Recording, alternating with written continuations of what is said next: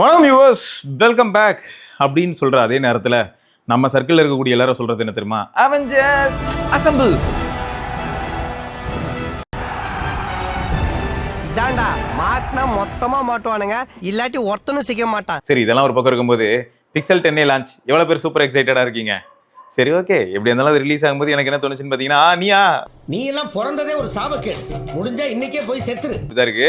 ஏன்னா இப்போ பிக்சல் வந்து நம்ம என்னதான் ஒரு பக்கம் வந்து ப்ரைஸ் டக்குன்னு டிப்ரிஷியேட் ஆனால் ஏர்லி அடாப்டர்ஸ்க்கு பெயின்ஃபுல்லாக இருக்கும் அப்படின்னு நம்ம சொன்னாலும், ட்ரெடிஷ்னலாகவே ஒரு 10 months கழிச்சு 8 to 10 months கழிச்சு பார்த்தீங்கன்னா ப்ராக்டிக்கலாக அந்த டிவைஸோட ப்ரைஸ் வந்து நல்லாவே குறையிறத நம்மளால பார்க்க முடியுது. இப்போ எக்ஸாம்பிளுக்கு சொல்லணும்னா 10A ரிலீஸ் ஆயிடுச்சு, பட் 9A வந்து நம்ம 32K வரைக்கும் வாங்க முடிஞ்சிருக்குங்கிறத நீங்கள் எல்லாரும் ஞாபகம் வச்சுக்கணும். ஏன்னா இதே 9A ஃபர்ஸ்ட் 6 months பார்த்தீங்கன்னா ரொம்ப ஃப்ளக்சுவேட் ஆகல, ஆனால் 6 monthsக்கு அப்புறம் பார்த்தீங்கன்னு வைங்களேன் அப்பப்போ நிறைய நம்ம ஆஃபர்ஸ் பார்க்க முடிஞ்சது. சொல்லப்போனால் வந்து 9A 40Kக்கு வாங்கவும் முடிஞ்சது, அண்ட் இப்போ ரீசெண்டாக 32K வரைக்கும் நம்மளால போக முடிஞ்சது. ஸோ இதனால தான் என்ன சொல்ல தோணுது அப்படின்னு பார்த்தா 9Aக்கும் 10Aக்கும் பெரிய அளவில் டிஃப்ரென்ஸ் இல்லை அப்படின்னு நம்ம ஒரு பக்கம் சொன்னாலும் ஆக்சுவலாக ஒரு சில டிஃப்ரென்ஸ் இருக்கு. அதை பற்றி நம்ம கண்டிப்பாக தொடர்ந்து பார்க்கலாம். அண்ட் 10A பொறுத்த வரைக்கும் இப்போ எப்படியா இருந்தாலும் அடுத்தடுத்து வரக்கூடிய சேல்ஸில் வந்து 9A வந்து நம்ம 30Kக்கு இந்த மாதிரி கிடைக்கிறதுக்கான வாய்ப்புகள் இருக்கு அப்படின்னு யோசிச்சா இப்போதைக்கு 10A ஸ்கிப் பண்ணுறதுல எந்த விதமான வருத்தமும் யாருக்கும் இருக்க போறது இல்ல. சரி, ஓகே. இப்போ 10Aக்கும் 9Aக்கும் என்னென்ன மாதிரியான வித்தியாசங்கள் இருக்கு அப்படிங்கிறத பார்க்கலாம். நம்ம கார்த்தி கூட என்ன பண்ணியிருந்தான் தெரியுமா? அதான் நம்ம சாம்சங் கார்த்தி, அவனும் வந்து தீவிரமா ஃபாலோ பண்ணிட்டு இருந்தான். அப்படி என்னதான் மாத்துறாங்க, அட்லீஸ்ட் G4ஓட வந்தாலும் மோடமாவது மாத்துவாங்களா? எல்லாருமே அந்த இடத்துல தாங்க கியூரியஸா இருந்தோம். சரி, இருந்தாலும் என்னென்ன சேஞ்சஸ் அப்படின்னு சொல்லிட்டு இப்போ நம்ம தொடர்ந்து பார்ப்போம். அதே 6.3 inch தான், 120 Hz தான், எல்லாம் ஓகே. ஆனால் என்னன்னா ஹை பிரைட்னஸ் மோட் அப்படின்னு வரும்போது 2000 nits வரைக்கும் போகும். இதுக்கு முன்னாடி 1800 nits போயிட்டு இருந்தது. அப்புறம் இப்போ பீக் பிரைட்னஸ் வந்து 2700 3000 nits வரைக்கும் போகுது. அப்புறம் போன வருஷம் வந்து பார்த்தீங்கன்னா 9Aல உங்களுக்கு கார்னிங் கொரில்லா கிளாஸ் 3 இருந்தது, இப்போ கார்னிங் கொரில்லா கிளாஸ் 7 இருக்கு. ஸோ பில்ட் ஆஸ்பெக்ட்ல இந்த சேஞ்சும் நீங்கள் பார்க்க முடியும். அண்ட் அடுத்து என்னன்னா 0.1 mm ஆங்க, இல்லாட்டி 1 mm, சரி ஏதோ ஒரு mm அவ்வளோதான் வந்து என்னன்னா திக்னஸ்ல டிஃப்ரென்ஸு.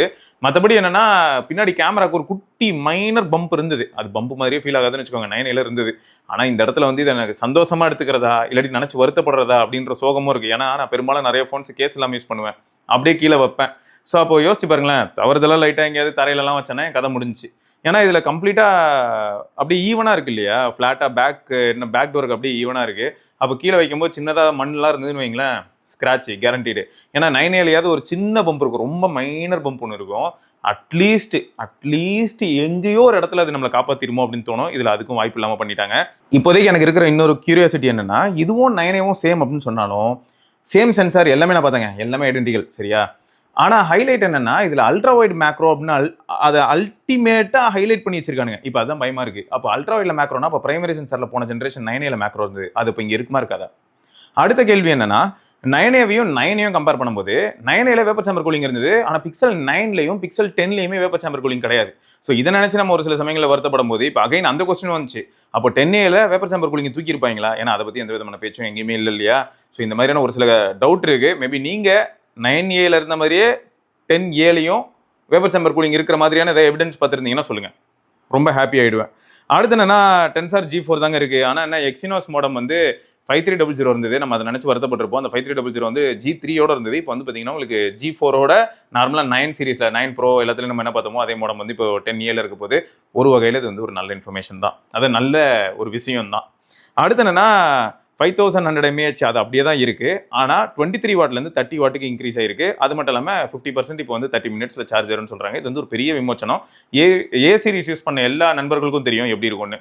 ஸோ இப்பயும் நான் திரும்பியும் சொல்கிறேன், pixel is not for all. Pixel device வந்து ஆல்ரெடி பிக்சல்லே இருக்கக்கூடிய, அதாவது பிக்சல் லைனப்லேயே இது வரைக்கும் ட்ராவல் பண்ணிட்டு இருக்காங்க. நெக்ஸஸ்லேருந்து பிக்சல் வந்து ப்ரோ, இப்போ பிக்சல்லேருந்து அடுத்தடுத்து போயிட்டு இருக்கேன் ப்ரோ அப்படிங்கிற ஒரு சிலருக்காக மட்டுமே செய்யப்படக்கூடிய டிவைஸ்னு கூட சொல்லிட்டு போயிடலாம். போன தடவை என்னாச்சுன்னா Android 15 டெலிவரியில் டிலே பண்ணி விட்டு சொதப்பி அது ஒரு கோளாராக எங்கேயெல்லாம் போயிட்டு இருந்தது. அப்புறம் இவங்க Android 14 தான் ரிலீஸே பண்ணியிருந்தாங்க. இருந்தாலும் 7 வருஷம் அப்டேட் அப்படிங்கிறது ஒரு பக்கம் ட்ராக்ல போயிட்டு இருந்தாலும் இது அவுட் ஆஃப் த பாக்ஸ் இப்போ Android 16 அந்த QPR 3 பீட் அவ்வளோலாம் வந்துச்சுல, அதோட தான் வந்திருக்கும். ஸோ அந்த அப்டேட்லேருந்து 7 வருஷத்துக்கு உங்களுக்கு அப்டேட் கிடைக்குங்க.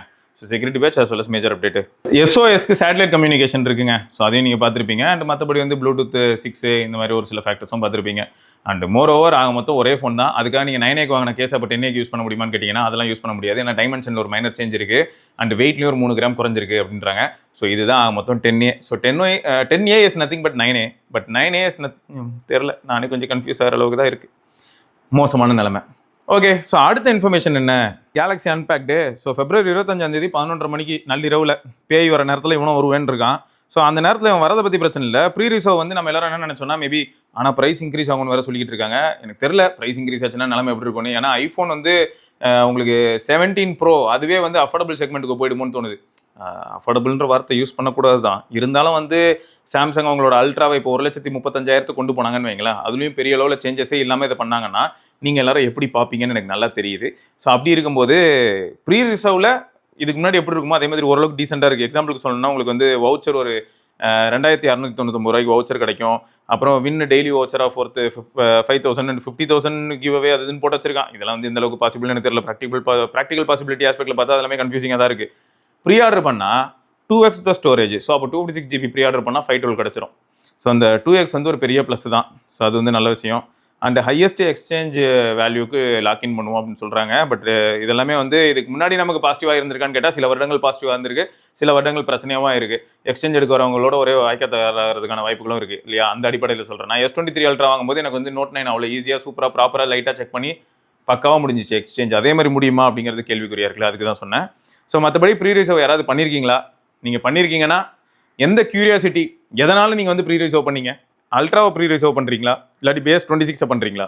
மறக்காம கீழே கமெண்ட்டில் சொல்லுங்கள். ஓகே, ஸோ இது ஒரு பக்கம் இருக்கும்போது தான் அடுத்து இன்னும் பெரிய கன்ஃபியூஷனாக உங்களுக்கு தரேங்க. நீங்கள் எல்லோரும் நிம்மதியாக இருக்கிறது எனக்கு பிடிக்கல அப்படின்னு சொல்லி ஐஃபோன் 17e 16e நிறைய பேருக்கு தெரியுமா தெரியாதுன்னு எனக்கு தெரியலை. பட் ஃபேக்ட் என்னென்னா 16e நல்லாவே விற்றுருக்கு. குளோபல் மார்க்கெட்டில் 16e நிறைய பேர் வாங்கியிருக்காங்க. அதுவும் பெரும்பாலும் எல்டர்ஸ் வாங்கியிருக்காங்க.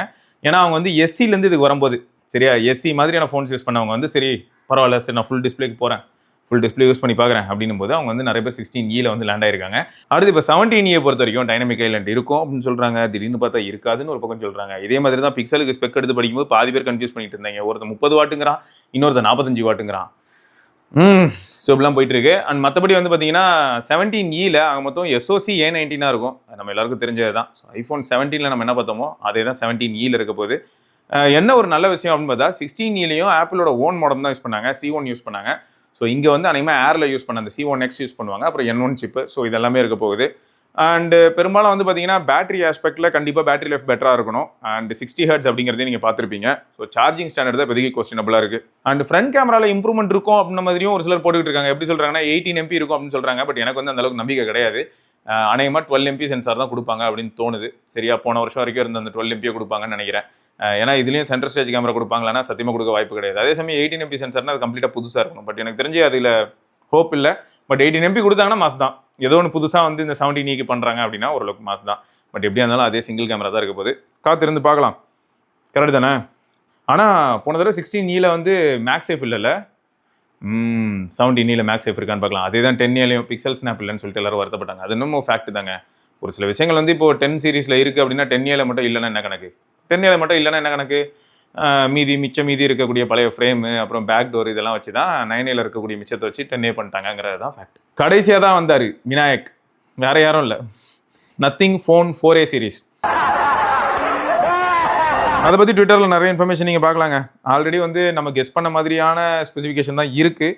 இருந்தாலும் அதை தாண்டி நம்மளால் என்ன யோசிக்க முடியுது அப்படின்னா இப்போதைக்கு எல்லாரும் என்ன சொல்கிறாங்கன்னா 7S Gen 4 இருக்கும்னு சொல்கிறாங்க. ஆனால் என்னோட எக்ஸ்பெக்டேஷன் என்ன 7S Gen 4 இருக்கணும். ஆனால் 7S Gen 4 தாண்டி ஒருவேளை ப்ரோவில் 4Aல 7S Gen 4 4A ப்ரோவில் வந்து 7 Gen 4 அப்படின்ற மாதிரி ஒரு எதிர்பார்ப்பு நான் வைக்கிறேன் என் தரப்புலேருந்து. பட் தெரில அவங்க என்ன கொடுக்க போகிறாங்கன்னு. பட் இப்போதைக்கு வந்திருக்க ஸ்பெசிஃபிகேஷன் பார்த்தீங்கன்னா 6.78 inch 1.5K பேனல் கொடுப்பாங்க, 120 Hz AMOLED panel, Snapdragon 7S Gen 4. இது எதுக்குன்னு பார்த்தீங்கன்னா உங்களுக்கு வந்து ஃபோன் 4A 50 watt சார்ஜிங் இருக்கும், 32 MP ஃப்ரண்ட் கேமரா இருக்கும், 50 MP OS கேமரா, 70x வரைக்கும் டிஜிட்டல் ஜூமா. ஆமாம், ஏன்னா பெரிஸ்கோப் இருக்குன்னு சொல்லியிருக்காங்க. 3Aல டெலிஃபோட்டோ வந்தது, இப்போ 4Aல பெரிஸ்கோப்பே வந்துடும். அப்புறம் 8GB 12GB ரேம் 2 வேரியன்ட்டு, 256 தான் பேஸ் வேரியன்ட்டு. ஸோ ஒரே மாடல் தான் மாதிரி சொல்லியிருக்காங்க. இதுவும் பியூட்டிஃபுல்லாக இருக்குது. ஸோ பெரும்பாலும் வந்து ஃபியூச்சரிஸ்டிக்காக யாராவது வாங்கணும்னு நினைக்கிறீங்க. அண்ட் நத்திங்கை பொறுத்த வரைக்கும் ஆப்டிமைசேஷன் ஓரளவுக்கு நல்லா பண்ணுறாங்க அப்படின்ற மாதிரி தான் இது வரைக்கும் கமெண்ட்லேயும் நிறைய பேர் சொல்லியிருக்காங்க. அண்ட் பர்சனலாக நம்ம யூஸ் பண்ணும்போதும் 5000 mAh வச்சு ஓரளவுக்கு நல்ல பேட்டரி லைஃப் டெலிவர் பண்ணியிருக்கு. ஸோ அந்த அடிப்படையில் பார்க்கும்போது மேபி நீங்கள் 12-26 வாங்கிட்டீங்கன்னா ஒரு 2-3 வருஷம் ஜாலியாக யூஸ் பண்ணலாம். பட் அப்டேட்ஸ் பொறுத்த வரைக்கும் இவங்க அப்டேட்ஸ் ப்ராமிஸ் பண்ணாலும் 4 வருஷம் அப்டேட் ப்ராமிஸ் பண்ணுறாங்கன்னே வைப்போம்லாம் சப்ப அதை டெலிவர் பண்ணுவாங்க. பட் கொஞ்சம் ஸ்லோவாக பண்ணுவாங்க சில சமயங்களில். அதுவும் ஃபஸ்ட்டு புதுசாக வந்த புதுசில் என்ன பண்ணிவிடுவாங்கன்னா மாதம் 2 அப்டேட் 3 அப்டேட்லாம் கொடுத்து பயங்கரமாக அப்படி திகிலுக்கு கொண்டு போயிடுவாங்க. எல்லாருக்குமே வந்து என்னப்பா இவ்வளோ அப்டேட்ஸ் வருது நத்திங்களா அப்படின்னு நினைப்பாங்க. ஆனால் கொஞ்சம் பழைய ஃபோன் ஆகிடுச்சுன்னா மதிக்கவே மாட்டாங்க. ஓகே, கலர் பொறுத்த வரைக்கும் பிளாக், பிங்க்கு, ஒயிட்டு, ப்ளூ அப்படின்னு சொல்லியிருக்காங்க. பார்ப்போம் எந்த அளவுக்கு அழகாக இருக்குன்னு. பட் எல்லோ கலர்லாம் பார்த்தாங்க ரெண்டரில் இஷ்டத்துக்கு ரெண்டு போட்டு வச்சிருந்தாங்க. பிக்சலுங்க பாருங்க, நத்திங் ஃபோன் 3 எடுத்துட்டு வந்து அதுதான் நத்திங் ஃபோன் 4A அப்படின்ட்டாங்க. பொசுக்குன்னு பார்த்தா அதில் மஞ்சள் கலர்லாம் போட்டு வச்சிருந்தாங்க. அவ்வளோ சூப்பராக இருந்தது, அழகாக இருந்தது. அடுத்து ஃபோன் 4A ப்ரோ பொறுத்த வரைக்கும் எல்லாரும் எஸ்ஓசியை பற்றி பெருசாக பேசலை. பட் 7 Gen 4 அப்படின்னு நான் நினைக்கிறேன். 6.83 இன்ச், அதே 1.4K, but 144 Hz AMOLED panel அப்படின்னு சொல்கிறாங்க. 5088 mAh இருக்கும் ரேட்டட் வேல்யூ அப்படின்றாங்க. 50 வாட் சார்ஜிங் தான் இருக்கும். 50 MP OIS கேமரா, பெரிஸ்கோப் இருக்கும். 140x டிஜிட்டல் ஜூமுங்கிறாங்க. But what is the purpose? 140x வரைக்கும் டிஜிட்டல் ஜூம் போகணும்னா 70x இஸ் மீனிங்ஃபுல், போதும்னு தான் தோணுது. 70x ரிசல்ட் சூப்பராக இருந்ததுனாலே மாஸ் தான். பட் 140x போக முடியும் அப்படின்னு சொல்கிறாங்க. அது எப்படி இருக்குங்கிறத பார்க்கலாம். 8 128 12 256ங்கிறாங்க. இதுதான் இன்னும் குழப்பமாக இருக்குது. அப்போ எல்லாருமே 4A நோக்கி தான் ஓடுவாங்க. 4A ப்ரோ போகிறதுக்கு பதில் நான் 4A வாங்கினேன்னா 8 256. எனக்கு ஸ்டோரேஜ் ஆஸ்பெக்டில் தான் நான் யோசிக்கிறேன். 70x போதாங்க, அதுக்கு மேலே நான் என்னங்க பண்ண போகிறேன்? ஆல்ரெடி 3A ப்ரோ பார்க்கும்போது அப்படி தான் ஆயிடுச்சு. நிறைய பேருக்கு வந்து 3A டிசைன் தான் பிடிச்சிருந்தது. ஏன்னா அந்த 2A மாதிரி இருக்கும், 2A ப்ளஸ்லாம் அப்படி இருந்தது அதே மாதிரி இருக்கும். 3A ப்ரோ கொஞ்சம் ஒரு மாதிரி கோளாராக இருக்கும். இந்த தடவை 4A ப்ரோ என்ன பண்ண வந்திருக்குதோ பார்ப்போம். அடுத்த இன்ஃபர்மேஷனுக்கு போவோமா? அதுதான் ஐடிசி ரிப்போர்ட்டே. ஃபோன்ஸ் பற்றி வந்திருக்கு. Unit market share year over year growth. So 2024 2025க்கு இயர் ஓவர் இயர் எப்படி போயிருக்கு அப்படின்னு சொல்லி போட்டிருந்தாங்க. அதில் first place goes to Vivo. அவங்க வந்து இதுக்கு முன்னாடி 16.6% இருந்தவங்க இந்த வருஷம் பார்த்தீங்கன்னா 19.3, அதாவது 2025 19.3% வந்திருக்காங்க. ஸோ 16.3% இன்க்ரீஸ் பார்த்துருக்காங்க. சூப்பருங்க. இந்த வீடியோ கூட நான் இப்போ விவோ X300 தான் ஷூட் பண்ணிட்டு இருக்கேன். போர்ட்ரைட் வீடியோ ஃப்ரண்ட் கேமராவில் 4K 30 FPSல எப்படி இருக்கு? அடுத்து வந்து பார்த்தீங்கன்னா சாம்சங் வந்து 13.2லேருந்து 14.1க்கு போயிருக்காங்க. So 7.3% increase. 7.5 கண்ணு சரியாக தெரியல. அடுத்து ஓப்போ 12%ல் ஆரம்பிச்சு 13.3%க்கு, ஸோ 11.1% இன்க்ரீஸ் ஆயிருக்காங்க. அடுத்து ரியல்மி 11%ல் ஆரம்பிச்சு 9.9%க்கு போயிருக்காங்க, -9.5%, ஸோ டிக்ரீஸ் ஆயிருக்காங்க. ஆப்பிள் வந்து 8.2லேருந்து 9.5%க்கு போயிருக்காங்க. இதில் வந்து 15.5% வந்து இன்க்ரீஸ் ஆயிருக்காங்க. ஷாமி வந்து 12லேருந்து 9%க்கு போயிருக்காங்க. ஸோ 33 -24% டிக்ளைன் ஆயிருக்காங்க. மோட்டரோலா வந்து 6 to 8. மோட்டரோலா தான் சீரிஸாக 2025 செம்ம பூஸ்ட் பார்த்துருக்காங்க. சூப்பராக அவங்களோட நிறைய டிவைஸ் லான்ச் பண்ணது மட்டும் இல்லாமல் அந்த டிவைஸ் எல்லாமே விற்கவும் செஞ்சிருக்கு. நார்த்துலலாம் நிறைய பேர் மோட்டரோலா வாங்கியிருக்காங்க. மோட்டரோலா வந்து எவ்வளோ க்ரோத் பார்த்துருக்காங்கன்னா 33.5% க்ரோத்து. அடுத்து வந்து போக்கோ 5.6லேருந்து 4, -29.3%. அடுத்து ஐக்கு வந்து 3.3லேருந்து 3.6, 7% இன்க்ரீஸ். அடுத்து ஒன் ப்ளஸ் 3.9லேருந்து 2.4, -38% டிக்ரீஸ். அதர்ஸும் பார்த்தீங்கன்னா டிக்ரீஸ் ஆயிருக்காங்க. அப்போ அந்த அதர்ஸ் பிளேயர் வருவா டிரான்சியன்லேருந்து மித்த என்னென்ன பிராண்ட்ஸில் இருக்கும், ஊருக்குள்ளே இருக்க எல்லா பிராண்டும் அதுக்குள்ளே தான் வருவாங்க. நத்திங் பற்றி ஹானரபிளாக மென்ஷன் பண்ணியிருக்கலாம்னு தோணுது. ஏன்னா நத்திங் வந்து எனக்கு என்னமோ சிஎம்எஃப் ஆஸ்பெக்டில் கொஞ்சம் சேல் பூஸ்ட் ஆயிருக்குமோ, அப்புறம் அந்த நத்திங்கோட ஏ சீரிஸ் கொஞ்சம் விற்றுருக்குமோ அப்படின்னு தோணுது. பட் தெரில, ஓவராலாக இப்போ அதர்ஸ்னு வரும்போது எல்லா பிராண்டும் அதுக்குள்ளே வந்துடுது. அது என்ன இருக்குன்னு பார்த்தா உங்களுக்கு 8.2ல இருந்தவங்க 6.9க்கு வந்திருக்காங்க. அப்போ என்ன அர்த்தம்? -11.3% டிக்ளைன் ஆயிருக்கானுங்க. இதில் ஹைலைட் என்னன்னா ப்ரைஸ் வாரியாக பிரிச்சிருந்தாங்க. அதுதான் இன்க்ரீசிங்காக இருந்தது. அதுதான் இன்ட்ரெஸ்டிங்காக இருந்தது. இப்படியே போச்சுன்னா எங்கேயோ போயிடும் போலையே. சரி, ஓகே. பட்ஜெட் லீடர்ஸ் இந்த $100லேருந்து $200 அப்படிங்கிற ப்ரைஸ் ரேஞ்சில் பார்த்தா விவோவும் ஓப்போவும் மோட்டரோலாவும் செம்மையை டாமினேட் பண்ணுறாங்களாம். அடுத்து என்ட்ரி ப்ரீமியம் $200லேருந்து $400 இந்த மாதிரியான ப்ரைஸ் பாயிண்ட்டில் பார்க்கும்போது விவோ, சாம்சங், மோட்டரோலா இந்த இடத்துல வந்து எப்பயுமே அவங்க தான் டாமினேட் பண்ணுற மாதிரி இருக்குது. ரீசெண்ட் ட்ரெண்டு நல்லாவே ஃபேவரபுளாக இருக்குது. யாருக்கு? Vivo, Samsung and Motorola. ஏன்னா சாம்சங்கில் உங்களுக்கு நீங்கள் பார்த்துருப்பீங்க A17, A35, A36, அப்புறம் A56, A55 இந்த மாதிரியான ஃபோன்ஸ்லாம் கொஞ்சம் விற்றுருக்கும். சரி, ரைட்டு. அடுத்து while Samsung and Oppo dominated the mid premium 400 to 600ல வந்து சாம்சங் ஓப்போவும் டாமினேட் பண்ணியிருக்காங்க.